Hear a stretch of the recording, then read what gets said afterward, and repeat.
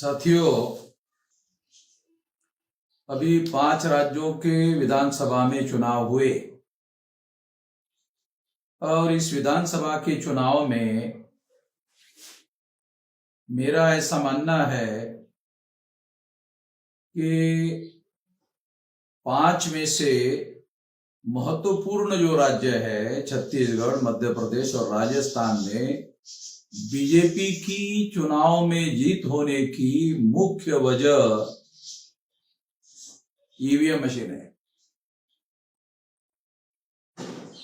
और इसके बारे में ठोस वजह और ठोस कारण भी है। इसके बारे में मैं कुछ बातें आप लोगों को बताना चाहता हूं। सबसे पहली बात तो यह है कि मध्य प्रदेश में एक भूतपूर्व एमएलए है, उसको केवल 50 वोट पड़े ऐसा दिग्विजय सिंह का कहना है। ऐसा उस एमएलए ने दिग्विजय सिंह को कहा। यह हैरान करने वाली बात है। अगर सेटिंग ना हो तो निश्चित रूप से ऐसा हो नहीं सकता। ईवीएम में सेटिंग होने की वजह से ऐसा होता है, मगर कहीं कहीं इस तरह के सबूत पीछे छूट जाते हैं जिसकी वजह से ईवीएम में गड़बड़ी हुई ऐसा कहा जा सकता है। ये 50 वाला वोट वाला मुद्दा भी ऐसी तरह का है। उसी के साथ साथ बीएसपी के एक कैंडिडेट ने आरोप लगाया कि उसने जिस बूथ पर वोट डाला उसके परिवार के 6 वोट है और तमाम उस बूथ पर उसको वोट देने वाले लोग हैं, मगर उस बूथ में उसको एक भी वोट नहीं निकला।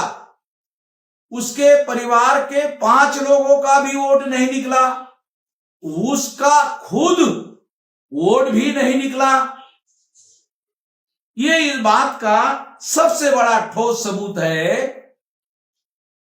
कि ईवीएम मशीन को सेट किया गया था।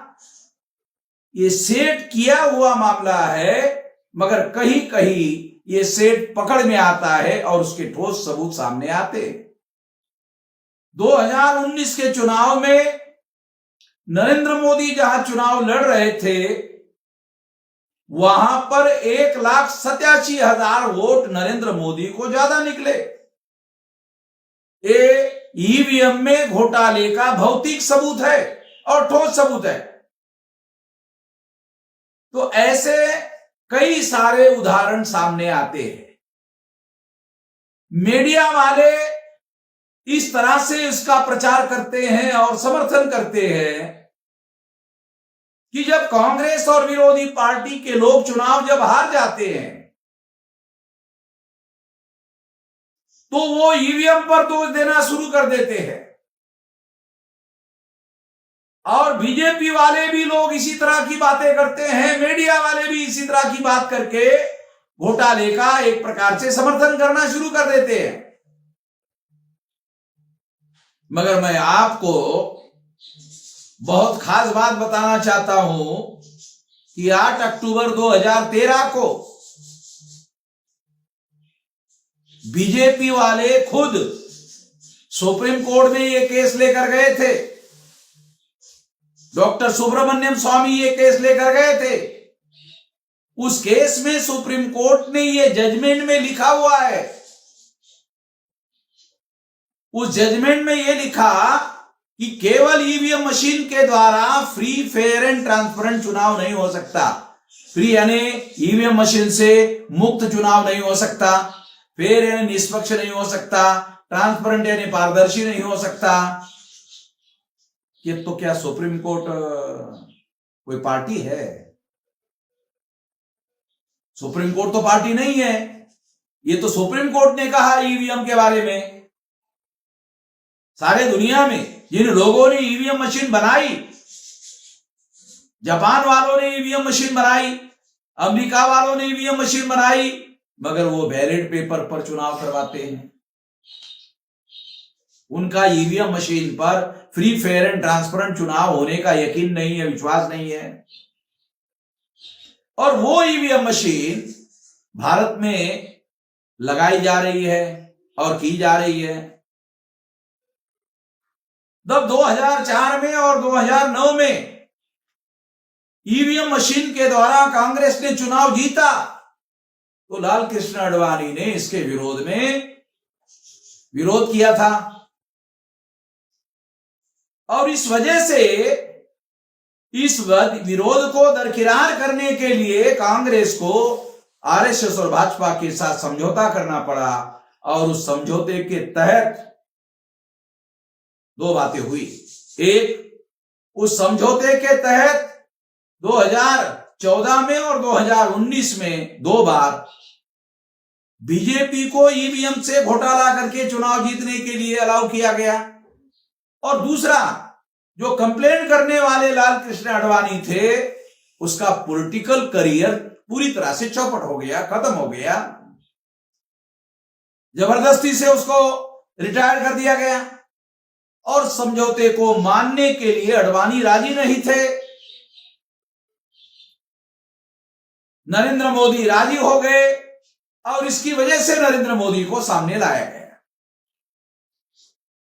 अगर हम लोग पीछे के बैकग्राउंड में जाकर सारा डाटा कलेक्ट करते हैं तो ये सारी बातें सामने आ जाती है। तो इसलिए अभी जो 3 राज्यों के चुनाव में ऐसा हुआ, ऐसा कहा जा सकता है, इसके ठोस सबूत भी आए हैं। इसलिए मैं ऐसा मानता हूं कि इसको डाइवर्ट करने के लिए भी हो सकता है कि राजस्थान में खून खराबा करने की कोशिश की गई हो और टीवी और मीडिया में खबरें चेंज हो गई हो। मगर सारे अपोजिशन पार्टी के लोगों ने ईवीएम का मुद्दा उठाया, वो नेशनल लेवल पर मुद्दा क्यों नहीं बन रहा है? सारे अपोजिशन के लोगों को ईवीएम का मुद्दा बनाना चाहिए, नहीं तो आने वाले लोकसभा चुनाव में भी वो चुनाव को उनको हरवाया जा सकता है।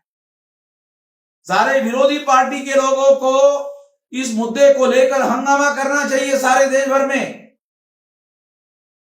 और अगर वो ऐसा नहीं करते हैं तो 200% मान लिया जाएगा कि आने वाले लोकसभा चुनाव में उनको परास्त किया जा सकता है। तो मैं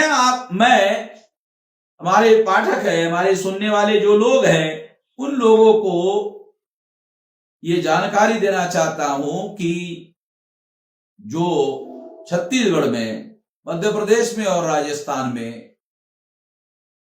ये जो ईवीएम में घोटाला करके चुनाव करवाए गए और जीतने की ये बड़ी वजह है। मान लो थोड़ी देर के लिए कल्पना करो कि ये 3 राज्यों में अगर नरेंद्र मोदी चुनाव हार जाते तो क्या आरएसएस के लोग नरेंद्र मोदी को 2024 के चुनाव में प्रधानमंत्री पद का कैंडिडेट बनाने के लिए राजी हो जाते हैं? मैं तो नहीं मानता। अगर वास्तव में भाजपा इतनी ही लोकप्रिय थी, नरेंद्र मोदी इतने ही लोकप्रिय थे, तो नरेंद्र मोदी ने सांसदों को चुनाव में, विधानसभा के चुनाव में क्यों उतारा? केंद्रीय मंत्रिमंडल में मंत्री रहे हुए कैबिनेट मिनिस्टरों को विधानसभा के चुनाव में क्यों उतारा? अगर वो वास्तव में इतनी पार्टी लोकप्रिय थी और इतने जीतने वाला मामला था। ये सबूत इस बात का सबूत है कि नरेंद्र मोदी को यकीन नहीं था कि वो चुनाव जीत लेगा। और ये भी एक कारण बताया जा सकता है ईवीएम मशीन के इस्तेमाल का, ताकि अगर चुनाव नहीं जीता जाता तो आरएसएस के लोग नरेंद्र मोदी को 2024 के चुनाव में प्रधानमंत्री पद का कैंडिडेट नहीं बना सकते थे। इस वजह से इस चुनाव में यह गड़बड़ी की गई होगी, ऐसा कहा जा सकता है। और इसके ठोस सबूत भी आए हुए हैं। इसलिए अपोजिशन पार्टी के लोगों को पूरी ताकत के साथ इस मुद्दे को उठाना चाहिए।